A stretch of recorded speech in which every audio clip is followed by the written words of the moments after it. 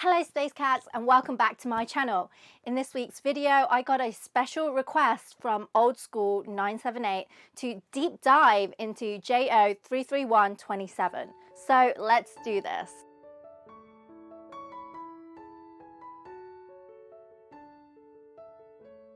So we're going to be discussing the findings of this paper, Extra's Discovery of an X-ray Superflare from an L dwarf by De Luca et al.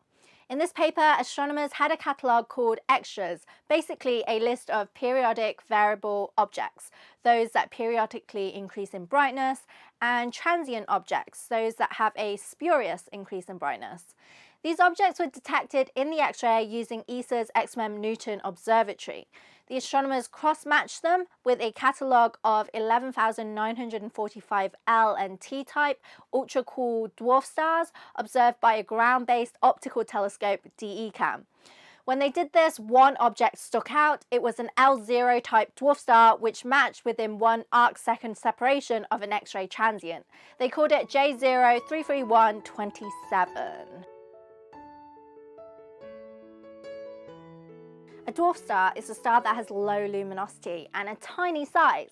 In the hertzsprung-russell diagram, a plot of the star's magnitude against temperature, there are two branches for the coolest, reddest stars.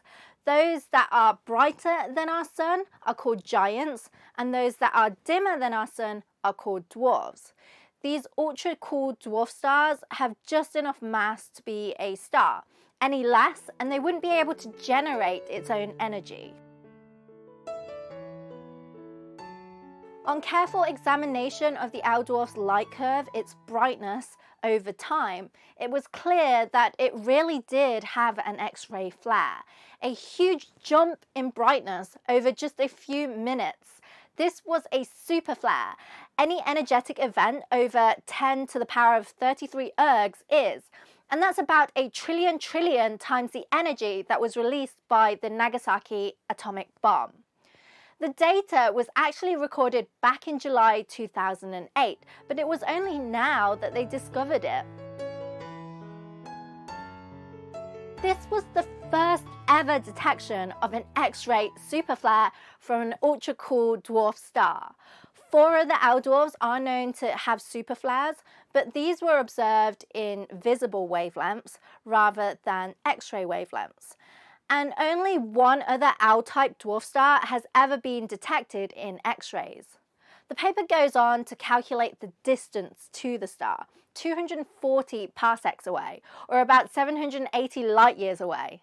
The colours of an astronomical object can be obtained by subtracting its brightness in observed different wavelengths. By comparing J0331-27's colours to other stars' colours, the astronomers concluded that it is an old L-type dwarf. They couldn't get the exact age, but from assuming it's over 1 giga-years old, then the evolutionary models estimate its mass to be something over 7% of our sun's mass. So very, very tiny.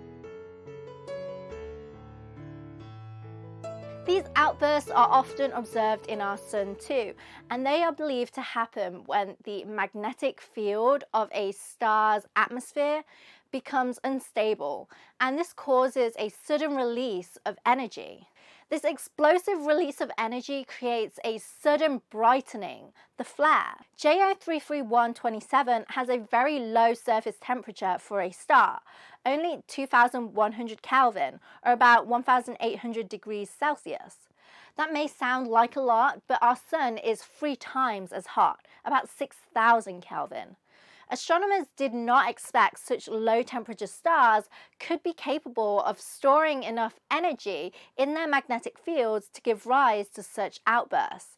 So it's still a mystery how such a tiny star could create such an energetic superflare. The X-ray telescope XMM Newton has observed the star over 40 days and has not seen a repeat event, whereas it's not uncommon for our sun to produce several solar flares per day.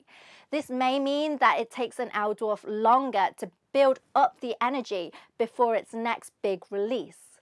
Thank you so much for watching this week's video. Let me know in the comment section below what you'd like me to talk about next time. In the meanwhile, if you enjoyed the video, please don't forget to leave me a like, share and subscribe.